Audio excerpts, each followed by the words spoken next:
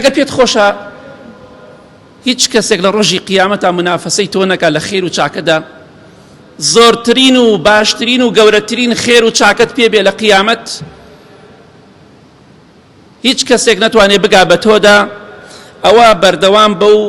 ئەم حەدیسەی پێغەمبەری خوا صلی الله علیه وسلم تەطبیق بکە، ئەگەر جارێکیش بێ، ئەگەر چەندەها جار بێت.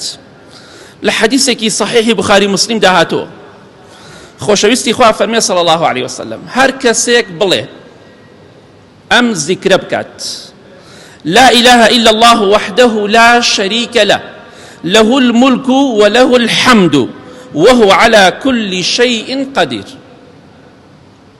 صد جار للروجك، يعني تود 6 ساعات 10 ساعات مجالة نية شارك 20 دقيقة نيو ساعتانشي ذكري خوابكي أي بو موبايلك مجال زورة. هر کەسێک لە ڕۆژێکدا ئیتر لە بانگی بەیانیەوە حتا بانگی مەغریب پێڵێن ڕۆژ بە شەویش بیکەی بە هەمان شێوە ئینشاءالله 100 جار بڵێ لا إله إلا الله وحده لا شريك له له الملك وله الحمد وهو على كل شيء قدير. خوای پەروەردگار چیت بۆ نووسێ وەکو ئەوایە خێر و پاداشتەکەی دەکۆیلە دە عەبد لە عەبدایەتی ڕزگارکەوی بیکڕی و ڕزگاریکەی، وەخوای گەورە 100 خێر و چاکەت بۆ دەنووسێ، 100 گوناه و تاوانت لێ دەسەڕێتەوە، و ئەو ڕۆژە کە تۆ ئەم 100 جار ئەم زیکرەت یا کردووە لەو ڕۆژەدا خوای گەورە لە شەیتان دەیتپارێزێ حتا ئێوارە لە شەیتان دەیتپارێزێ. بەڵام مەبەسمان ئەمەیە: وەلەم یەأتی ئەحەد بأفضل مما جاء به إلا أحد